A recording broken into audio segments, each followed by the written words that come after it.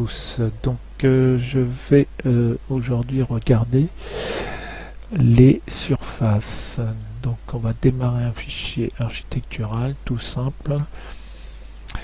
Sur ce fichier architectural, on va dresser des murs, quelle que soit la caractéristique des murs. On va prendre rectangle, ça ira beaucoup plus vite. Donc là on va dire les 6 mètres. Allez, par 12, on va faire quelque chose de simple. Là-dessus, je vais mettre un plancher, un sol si vous voulez. Je prends repérage par rapport au mur. Voilà. Je ferme, bon, je me retrouve avec mon sol. Sur ce, on va mettre une cloison. Allez, on va dire qu'elle est au milieu. Voilà. On va rediviser cet élément-là. On va utiliser la commande copie, juste pour voir. Hop. Un couloir de 160. On va mettre 120, ça va suffire largement. Voilà. Là-dessus, je vais prendre ces deux murs-là, faire une rotation par rapport à leur sens en faisant une copie de ceci. Je fais un truc basique, hein, mais c'est exprès. Là, je fais étendre ça à ça. Je coupe le mur entre là et là. Je supprime la partie que je ne veux pas garder. Et j'aurais pu, je vais faire revenir en arrière et prendre cette partie-là et la déplacer jusqu'ici et m'en servir. Ah, il n'a pas voulu. Annuler. Peut-être parce que il appartient. Ah oui, il appartient au mur, d'accord. Il faut vraiment que je les détache. Ah voilà, ok. Donc il appartenait, donc j'aurais dû laisser tel quel. Voilà. Là, je vais me servir de ce mur-là, faire une rotation. C'est juste pour utiliser les commandes. Quand j'utilise ces commandes-là, lieu, copie, je dis par rapport à l'axe de ce mur, à ici, et je tourne de 90 degrés. Je fais un raccordement des deux, et là, je recrée à nouveau. Alors je fais exprès, hein, je vais utiliser plutôt les commandes. Voilà, et je me dis, je mets dans l'axe, et l'ajustage se fait. Donc là, on a deux pièces. Alors bien sûr, ces pièces-là, si je viens à vouloir bouger ce mur-là et l'ajuster, vous voyez, ça s'ajuste automatiquement. Donc on va dire qu'on met 120. Voilà. Là, je vais prendre ceci et faire le miroir. Allez, on va astir le miroir au milieu de ce mur. Voilà, puisque ce mur-là est au milieu. Et là, nous allons déplacer ces éléments-là sur ce mur. Voilà. Ici, j'ai 120. 120, 120, 120. Ça me paraît très bien. On va ajuster entre ce mur et ce mur. Et je supprime cette partie-là. Et automatiquement, vous voyez, ils font l'ajustage. Ok, là-dessus, je vais aller dans les commandes portes. Je vais prendre des portes par défaut qu'il y a. Alors, vous appuyez sur barre espace pour passer droite-gauche. Et en fonction de la position de votre souris, la porte se positionne elle aussi. Vous voyez, droite-gauche. Voilà. On va mettre barre espace. Voilà. Donc j'ai mon premier, enfin ma première porte. Ici, je vais mettre une porte là.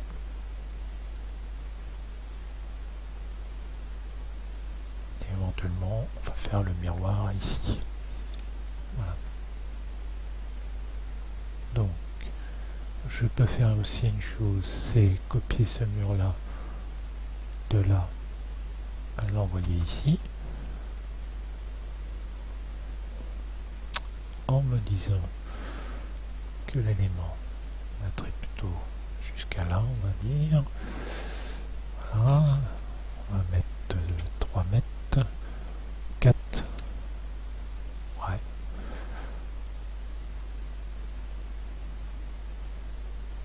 Voilà. Et là, on va dire qu'on va venir fermer ce lieu ici. Alors bien sûr, si vous écartez, il n'y a pas de problème, 120, 120. Voilà, je peux mettre une porte. Alors, je peux, pour vous montrer, copier cette porte-là. Tac. Retirer la contrainte et venir ici. Alors là, il ne veut pas le faire. Donc on va reprendre une porte, me positionner la souris à l'extérieur. Et on va dire, ça sera une pouce en droite. Voilà. Donc là, je vais faire un ajustage en me disant que je peux prolonger ce mur jusqu'ici. Voilà. Voilà les changements. Une fois que tout cela est fait, je vais chercher des fenêtres. Alors là, je crois qu'il n'y en a qu'une qui est chargée. On va aller chercher d'autres fenêtres dans la bibliothèque par défaut. Fenêtre avec volet, c'est très bien. On va dire droit. On va prendre celle-ci. Et là, on va en mettre une ici. Alors toujours pareil, quand vous implantez les fenêtres, c'est les souris vous indiquent le sens où vous mettez la fenêtre. On va dire plutôt ici, peu importe. Après on peut les recaler, on les recalera s'il faut. Voilà. Là on peut en mettre une aussi éventuellement. Vraiment une pièce très arborée. On peut avoir éventuellement aussi une fenêtre là, une autre ici. On va en mettre une de ce côté. Voilà. On aura un mur aveugle de l'autre côté. Voilà, voilà, voilà. Donc ça, tout ça, c'est un plan tout simple. Hein. C'est pas de recherche. Hein. C'est juste pour pouvoir avoir des pièces avec des tailles différentes. Donc là-dessus, une fois que vous avez réalisé votre plan, vous allez dans architecture, vous allez sélectionner pièces, et dans pièces, vous pouvez faire placement automatique. Donc là, il vous fait toutes les pièces, il les a repérées. Voilà. Donc là, il les a fait. Mais vous n'avez aucune couleur. C'est pas grave. Il faut aller dans annotation et mettre légende, motif et couleur. Donc là, on va mettre une légende. Il nous demande quel type de légende, enfin quel type d'espace qu'on a.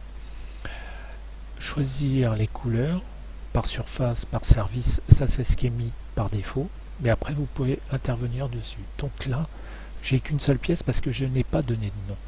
Donc ici, il suffit de retourner dans l'architecture. Ici, je vais lui indiquer des étiquettes que vous avez choisies au préalable. Vous voyez. Là, je fais une chose, je vais dire CH1, CH2, on va dire cuisine, salon, salle, A, on va le mettre en abrégé, hein. Salle à manger. On va mettre des espaces, ce sera peut-être plus simple. À manger, voilà. Et là, on va dire couloir. Voilà. Donc là, automatiquement, vous voyez, les couleurs ont changé et la légende s'est automatiquement mis à jour. Après, là-dessus, il suffit de sélectionner les couleurs pour choisir. Si vous plaisez pas, si les couleurs vous plaisent pas, vous pouvez les changer. Ici, vous pouvez mettre des schémas. Alors, on peut dire qu'on sélectionne en fonction du nombre de mètres carrés, puisque les mètres carrés sont indiqués dans les pièces. Vous faites appliquer, et là, il va automatiquement changer les couleurs, puisque c'est logique, parce qu'on a choisi de sélectionner, par exemple, tout ce qui est en bleu, toutes les pièces qui sont inférieures à 10 mètres carrés, ou comprises entre 5 et 10 mètres carrés. Voilà.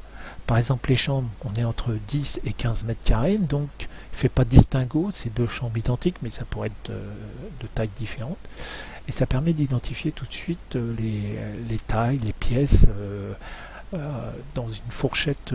Donc après, vous pouvez, bien entendu, dans la légende, recréer une surface ou du piqué, soit vous renommer, ou vous pouvez supprimer, bien entendu. Là, ici, nous avons les couleurs, donc la finition de base, donc ça modifie automatiquement le contenu. Donc quand il n'y a pas de contenu, voilà, hein, c'est clair, il n'y a rien. Donc ça, c'est les surfaces classiques. Donc là, on peut avoir les surfaces avec des couleurs qui ont changé automatiquement, puisque par défaut, il y a des couleurs. Voilà, et il y a une pièce à 7 mètres carrés, donc elles sont totalement identifiées. Et après, vous pouvez aussi modifier, alors j'ai oublié de vous dire là, le titre. Donc là, il suffit d'appliquer, ça change automatiquement sur votre texte. Vous voyez, vous pouvez changer l'ordre. Vous pouvez en rajouter. Vous pouvez rajouter éventuellement un nom, une surface, bon, on va dire, je sais pas, 10. Voilà. Et là, automatiquement, il a rajouté une ligne avec les mètres carrés, 10 mètres carrés. J'applique.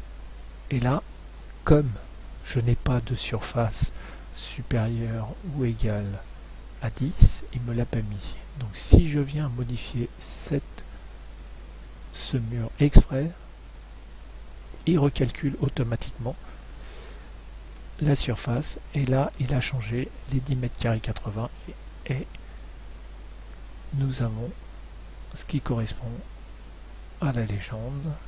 Donc on va retourner. Ouais, j'avais dit 10 mètres carrés, donc ce qu'il faudrait, c'est que je me fasse une pièce effectivement de 10 mètres carrés. Ce qu'on va essayer de faire simplement en utilisant des séparateurs de pièces. Vous voyez, par exemple, je fais ça, je me dis, voilà, j'ai une pièce, je vais faire mieux que ça, je vais faire un rectangle, ça sera beaucoup mieux. Donc j'utilise séparateur de pièces, c'est quand vous avez une ouverture dans un mur, si vous voulez séparer une même pièce en deux, par exemple celle-ci, par exemple là j'ai salon, salle à manger mélangé, mais j'aurais pu désirer rajouter un séparateur ici, je valide, et cette pièce là il n'a pas encore identifié.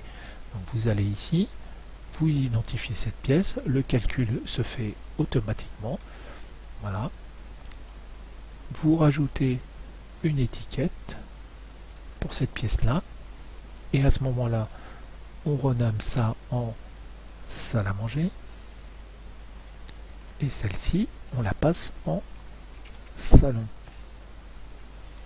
Voilà, et automatiquement les pièces se mettent à jour. Donc nous avons notre 8 mètres carrés. Je peux aussi décider de revenir par rapport à des noms. J'applique et j'ai bien mon salon, ma salle à manger, ma cuisine, mon couloir et mes deux chambres. Voyez. Donc on peut faire plein de choses. Et là pareil, je peux sélectionner ici, vous voyez, c'est une pièce où il n'y a pas de mur. Mais par exemple, ce qui peut être intéressant quand vous faites ceci, donc là on va mettre une étiquette, voilà, c'est que ces éléments là, quand on fait juste une présentation juste schématique de locaux, où on fait juste des rectangles, des volumes simples, sans cloison, sans rien, pour donner les surfaces que l'on a besoin. Donc là, on est vraiment dans l'étude de faisabilité des surfaces à construire. Donc vous voyez, c'est très intéressant, parce qu'à partir de ce schéma-là, vous pouvez dessiner ce que vous voulez, et faire soit dans le concret une maison, tac, vous mettez les surfaces, soit on reste dans l'abstrait sans cloison, sans rien, mais simplement en ayant des surfaces. Voilà. Donc c'est ce que je voulais voir rapidement avec vous, les surfaces utiles avec les couleurs et la légende. Voilà. Donc je vais arrêter là la vidéo, parce qu'il n'y a pas besoin d'en parler plus, hein. Vous voyez, c'est très simple, il n'y a pas grand chose. Donc après vous avez la possibilité de changer les couleurs, les surfaces et tout ça. Mais bon, ça viendra avec la pratique. Voilà. Je vous remercie d'avoir suivi la vidéo. Je vous dis une prochaine sur une autre vidéo.